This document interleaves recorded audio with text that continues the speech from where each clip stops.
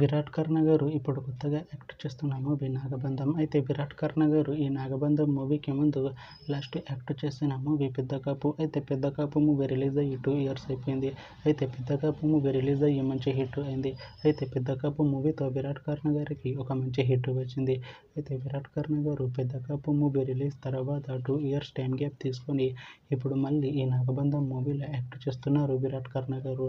చూడాలి విరాట్ కర్ణ గారికి ఈ నాగబంధం మూవీతో కూడా ఇంకొక మంచి హిట్ తనకి వస్తుందా లేదా అనేది మనం ఈ నాగబంధం మూవీ రిలీజ్ అయ్యాక చూడాలి.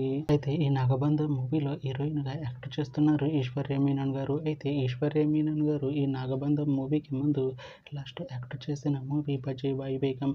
అయితే బజీ భాయ్ బేగం మూవీ రిలీజ్ అయ్యి 2 years అయిపోయింది. అయితే బజీ భాయ్ బేగం మూవీ రిలీజ్ అయ్యి మంచి హిట్ అయింది. అయితే బజీ భాయ్ బేగం మూవీతో ఐశ్వర్య మీనన్ గారికి ఒక మంచి హిట్ వచ్చింది. అయితే ఐశ్వర్య మీనన్ గారు బజీ భాయ్ బేగం మూవీ రిలీజ్ తర్వాత 2 years టైం గ్యాప్ తీసుకొని ఇప్పుడు మళ్ళీ ఈ నాగబంధం మూవీలో యాక్ట్ చేస్తున్నారు ఐశ్వర్య మీనన్ గారు. చూడాలి ఐశ్వర్య మీనన్ గారికి ఈ నాగబంధం మూవీతో కూడా ఇంకొక మంచి హిట్ తనకి వస్తుందా లేదా అనేది మనం ఈ నాగబంధం మూవీ రిలీజ్ అయ్యాక చూడాలి. అయితే నాగబంధం మూవీ టీం ఈ మధ్య ఒక చిన్న టీజర్ని విడుదల చేసింది. అయితే దానికి మంచి రెస్పాన్స్ వచ్చింది. అయితే నాగబంధం మూవీ టీం ప్రస్తుతం షూటింగ్లో బిజీగా ఉన్నారు. అయితే నాగబంధం మూవీ షూటింగ్ ఆల్రెడీ 70% కంప్లీట్ అయిపోయింది అంటున్నారు మూవీ టీం. అయితే నాగబంధం మూవీ టీం మాత్రం చాలా కాన్ఫిడెంట్గా ఉన్నారు. ఈ నాగబంధం మూవీ మంచి హిట్ అవుతుంది అంటున్నారు మూవీ టీం.